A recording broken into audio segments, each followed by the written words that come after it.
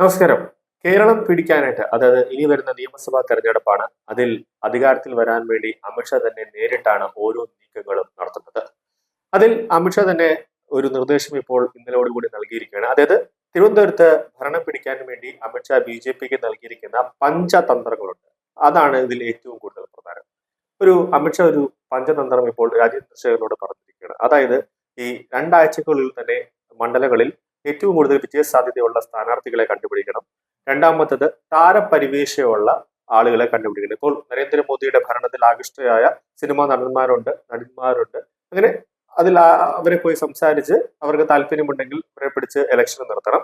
കൂടാതെ ഈ തദ്ദേശ തെരഞ്ഞെടുപ്പിൽ ഈ മണ്ഡലങ്ങളിൽ പ്രവർത്തനത്തിന് ചുമതല നൽകിയവരെ പിടിച്ച് സ്ഥാനാർത്ഥികളാക്കണം. കൂടാതെ ഈ ശബരിമലയുമായി ബന്ധപ്പെട്ട പ്രശ്നങ്ങളടക്കം ഹൈടെക് രീതിയിൽ സാധാരണഗതിയിൽ പരമ്പരാഗതമായി തെരഞ്ഞെടുപ്പിനെ എങ്ങനെയാണോ കണ്ടുകൊണ്ടിരുന്നത് അതിനെയെല്ലാം മാറ്റി ഒരു ഹൈടെക് രീതിയിലാക്കി ബി സർക്കാർ എന്തുകൊണ്ട് കേരളത്തിൽ അധികാരത്തിൽ വരുന്നു, അങ്ങനെ വന്നു കഴിഞ്ഞാൽ എന്താണ് നിങ്ങൾക്കുള്ള നേട്ടം, അത് ജനങ്ങളെ അടുത്തേക്ക് എത്തിക്കാനുള്ള ഒരു നീക്കം നടത്തണമെന്നുള്ള ഒരു തന്ത്രങ്ങളാണ് ഇപ്പോൾ അമിത്ഷാ ആവിഷ്കരിച്ചിരിക്കുന്നത്. ഇതിലൂടെ ബി വരാനുള്ള ഒരു നീക്കം വരെ നടത്തുന്നു. ഇതിൽ ഏറ്റവും പ്രധാനപ്പെട്ടത് അമിത്ഷാ കേന്ദ്ര ആഭ്യന്തരമന്ത്രിയും ബി.ജെ.പിയുടെ മുതിർന്ന നേതാക്കളിലൊരാളുമായ അമിത്ഷാ കേരളത്തിലെ 2026 നിയമസഭാ തെരഞ്ഞെടുപ്പിൽ ബി.ജെ.പിയുടെ NDA-യുടെ നിയന്ത്രണം ഏറ്റെടുത്തിരിക്കുന്നു. ഇനി അദ്ദേഹമായിരിക്കും ആ NDA എന്ന വിമാനത്തിന്റെ പൈലറ്റ്. അമിത്ഷായുടെ തീരുമാനപ്രകാരമായിരിക്കും. അതല്ലാതെ വിമത നീക്കങ്ങളോ അല്ലെങ്കിൽ സ്ഥാനാർത്ഥിയാകണം എന്നുള്ള ഓരോരുത്തരുടെയും ആഗ്രഹങ്ങളോ ഒന്നും ഇനി വിലപ്പോകില്ല എന്ന് വളരെ വ്യക്തമായി അമിത്ഷാ തന്റെ പഞ്ചതന്ത്ര വിഷൻ പ്ലാനിൽ പറഞ്ഞിട്ടുണ്ട്. സംഭവിക്കാൻ പോകുന്നത് വളരെ വ്യക്തമായ തരത്തിലുള്ള തീരുമാനം, അത് അമിത്ഷാ ആകും അന്തിമ തീരുമാനമെടുക്കുക. സ്ഥാനാർത്ഥികൾ ആരായിരിക്കണം എന്നൊക്കെ 50 മണ്ഡലങ്ങൾ കേരളത്തിലെ വിജയസാധ്യതയുള്ള അടക്കം 50 മണ്ഡലങ്ങൾ പ്രത്യേകിച്ച് കണ്ടെത്താൻ അമിത്ഷാ സംസ്ഥാന ഘടകത്തിന് നിർദ്ദേശം നൽകി കഴിഞ്ഞു. അതിൽ ഏവരും പറയുന്നത് തിരുവനന്തപുരത്തെ വട്ടിയൂർക്കാവാണ്. പക്ഷെ അതിനേക്കാൾ ബി.ജെ.പി സംസ്ഥാന അധ്യക്ഷൻ രാജീവ് ചന്ദ്രശേഖർ മത്സരിക്കുമെന്ന് പ്രതീക്ഷിക്കുന്ന നിയമമണ്ഡലം ഒരിക്കലും രാജഗോപാലോടെ താമര വിരിച്ചതാണ്. കാട്ടാക്കട മണ്ഡലത്തിൽ കാറ്റ് മാറി വീശുകയാണെന്ന് ഇപ്പോൾ ബി.ജെ.പി പ്രത്യേകം നിയോഗിച്ച ഒരു വിഭാഗത്തിന്റെ സർവേയിൽ വ്യക്തമായിട്ടുണ്ട്. അതുപോലെ തന്നെ കഴക്കൂട്ടത്ത് സാധ്യതകളുണ്ട്.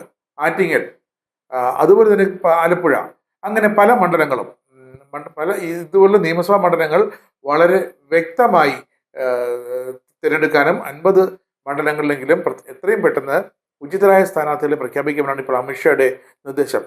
അതിന് ഉള്ള തുടക്കമായിരിക്കും നാളെ തിരുവനന്തപുരത്തേക്ക് എത്തുന്ന പ്രധാനമന്ത്രി നരേന്ദ്രമോദി നടത്തുക. അദ്ദേഹം പാർട്ടി പരിപാടിയിൽ പങ്കെടുക്കുന്നുണ്ട് തിരുവനന്തപുരത്തെ ഉത്തരഖണ്ഡ മൈതാനിയിൽ.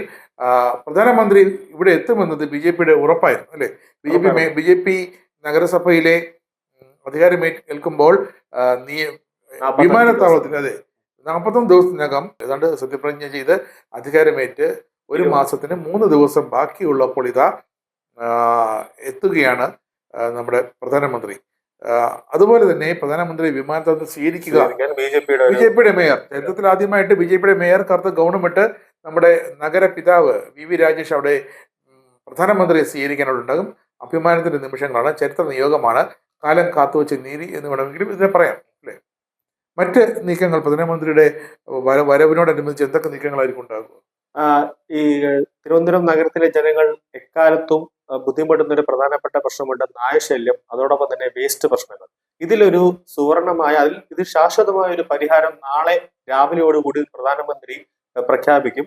ഇനി തിരുവനന്തപുരം നഗരത്തിൽ നായശല്യമോ അതോടൊപ്പം തന്നെ ഒരു വേസ്റ്റുമായി ബന്ധപ്പെട്ട ഒരു പ്രശ്നമോ ഉണ്ടാകില്ല എന്ന ഒരു ഉറപ്പ് തന്നെയാണ് നാളെ നരേന്ദ്രമോദി ഉത്തരഖണ്ഡ മൈതാനത്ത് നൽകാൻ പോകുന്നത്. അതോടൊപ്പം തന്നെ തിരുവനന്തപുരം നഗരത്തെ ഒരു ഹൈടെക് മാതൃകയിലാക്കാൻ വേണ്ടിയുള്ള എല്ലാ പ്രഖ്യാപനങ്ങളും നൽകും എന്നൊരു ഉറപ്പും നാളത്തോടൊരു പ്രഖ്യാപനം നാളെ മോദി തിരുവനന്തപുരത്ത് എത്തുമ്പോൾ നൽകുകയാണ്. കൂടാതെ ഇത് വെറും ഒരു പ്രഖ്യാപനം മാത്രമായിരിക്കില്ല. ഇത് ഒരു പ്രഖ്യാപനം നടത്തി കഴിഞ്ഞാലും അത് തിരുവനന്തപുരം നഗരസഭയുടെ മേയറും അതോടൊപ്പം തന്നെ ബി.ജെ.പിയുടെ കൗൺസിലർമാരും ഇതെല്ലാം നടത്തുന്നുണ്ടോ എന്നടക്കം ഒരു മോണിറ്ററിംഗ് കേന്ദ്ര നേതൃത്വം ഇത് പരിശോധിക്കുന്നു. ഇപ്പൊ തന്നെ ഇന്നലെ തന്നെ ചുമതലയേറ്റ ദേശീയ അധ്യക്ഷൻ നിതിൻ തന്നെ ഇപ്പോൾ രാജീവ് ചന്ദ്രശേഖരുമായിട്ട് ഒരു കൂടിക്കാഴ്ചയൊക്കെ നടത്തി, ഒരു മീറ്റിംഗ് നടത്തിയിട്ട് എല്ലാം ഓക്കെ ആണോ, അതുമായി ബന്ധപ്പെട്ടുള്ള എല്ലാ പ്രവർത്തനവും നടത്തുന്നുണ്ട്. കൂടാതെ തിരുവനന്തപുരം കോർപ്പറേഷനിൽ വി രാജേഷ് ഒരു റിപ്പോർട്ട് രാജീവ് ചന്ദ്രശേഖരനെ സമർപ്പിച്ചിട്ടുണ്ട്. കൂടാതെ രാജീവ് ചന്ദ്രശേഖർ തന്നെ ഒരു റിപ്പോർട്ട് നരേന്ദ്രമോദിക്ക് കൊടുത്തിട്ടുണ്ട്, എന്തൊക്കെ മാറ്റങ്ങളാണ് വരേണ്ടതെന്ന്. അതെല്ലാം നോക്കിയിട്ടായിരിക്കും ഒരു വമ്പൻ പ്രഖ്യാപനം നടത്താൻ പോകുന്നത്. എന്നാലും മോദിയുടെ ഒരു വരവ് തിരുവനന്തപുരത്തിലെ ജനങ്ങൾക്ക് ഒരു സങ്കടകരമാവില്ല.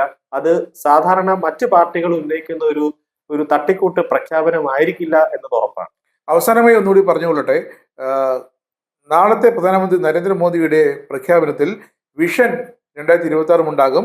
നിയമസഭാ തിരഞ്ഞെടുപ്പിന് നേടുന്ന മിഷൻ 2026 ഉണ്ടാകും. പക്ഷേ അതിൽ പ്രധാനമന്ത്രി എടുത്തു പറയാൻ പോകുന്നത് തലസ്ഥാന നഗരിയുടെ വികസനമായിരിക്കും. കാരണം സ്വന്തം സംസ്ഥാനമായ സ്വന്തം തട്ടകമായ ഗുജറാത്തിലേക്ക് വിമാനം ഇറങ്ങി ചെല്ലുന്നത് പോലെയാകും നാളെ പ്രധാനമന്ത്രി നരേന്ദ്രമോദി തിരുവനന്തപുരം നഗരത്തിലേക്ക് വിമാനത്തിൽ വന്നിറങ്ങുക. കാരണം സ്വന്തം പാർട്ടി ഭരിക്കുന്ന നഗരം, സ്വന്തം പാർട്ടി കോർപ്പറേഷൻ ഭരിക്കുന്ന നഗരത്തിലേക്ക് പ്രധാനമന്ത്രി വരുമ്പോൾ ഒരു സഹോദര തുല്യമായ തൻ്റെ നാട്ടിലേക്ക് വരുന്നൊരു ഫീലിംഗ് ഉണ്ടാകുമെന്നാണ് ഇപ്പോൾ ഡൽഹിയിൽ നിന്നുള്ള ചില മാധ്യമപ്രവർത്തകർ പങ്കുവയ്ക്കുന്ന വിവരങ്ങൾ. ആ ഒരു ഫീലിംഗ്, ആ ഒരു ഊഷ്മളത ഉൾക്കൊണ്ടുകൊണ്ടുള്ള ചില പ്രഖ്യാപനങ്ങളും പ്രധാനമന്ത്രിയുടെ ഭാഗത്തു നിന്നും നാളെ പുത്തരിക്കണ്ടം മൈതാനിൽ ഉണ്ടാകും.